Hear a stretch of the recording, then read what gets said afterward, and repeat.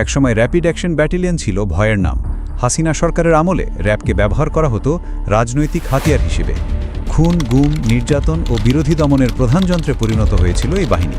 জনগণের কাছে র্যাব মনে ছিল আতঙ্ক ও অন্ধকার।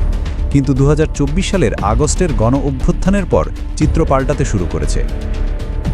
অতীতের সেই কলঙ্কিত অধ্যায় থেকে বেরিয়ে আসার চেষ্টা করছে র্যাব। ফেব্রুয়ারি থেকে মে 2026 পর্যন্ত সময়ে র্যাবের কার্যক্রম দেখিয়ে দিচ্ছে তারা এখন ধীরে ধীরে জনবান্ধব বাহিনী হয়ে উঠছে। মাদকের বিরুদ্ধে তারা চালিয়েছে ব্যাপক অভিযান। হাজার হাজার কেজি গাঁজা, লক্ষাধিক পিস ইয়াবা, হেরোইন ও ফেন্সিডিল সহ কোটি কোটি টাকার মাদক জব্দ করেছে। 1100-র বেশি মাদক ব্যবসায়ীকে গ্রেপ্তার করা হয়েছে। অস্ত্র উদ্ধার ও সন্ত্রাস দমনে রয়েছে উল্লেখযোগ্য সাফল্য। 331টি অস্ত্র উদ্ধার এবং 104 জন অস্ত্রধারীকে গ্রেপ্তার করেছে র্যাব। চাঁদাবাজ, ডাকাত ও অপহরণকারীদের বিরুদ্ধেও কঠোর অভিযান চলছে।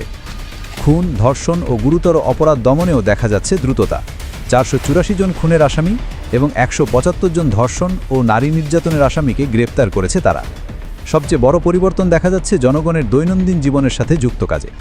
ভোজ্য তেল, চাল, আটা ও নিত্য প্রয়োজনীয় পণ্যের অবৈধ মজুদ ও কালোবাজারির বিরুদ্ধে দেশব্যাপী সাঁড়াশি অভিযান চালিয়েছে র্যাব। জেলা প্রশাসনের সাথে যৌথ অভিযানে শতাধিক প্রতিষ্ঠানকে লক্ষাধিক টাকা জরিমানা করা হয়েছে।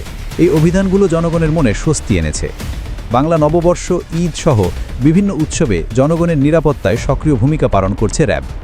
র্যাবের মহাপরিচালক জনাব মোহাম্মদ আহসান হাবিব পলাশ বলেছেন, র্যাব এখন আইনের শাসন প্রতিষ্ঠা ও মানবাধিকার রক্ষায় দৃঢ় প্রতিজ্ঞ। হাসিনা আমলে সেই অন্ধকার দিন থেকে বেরিয়ে এসে র্যাব আজ জনগণের সেবায় নিয়োজিত হচ্ছে। রাজনৈতিক হাতিয়ার থেকে মানুষের বাহিনীতে পরিণত হওয়ার পথে এগোচ্ছে তারা। এই পরিবর্তন যেন অব্যাহত থাকে।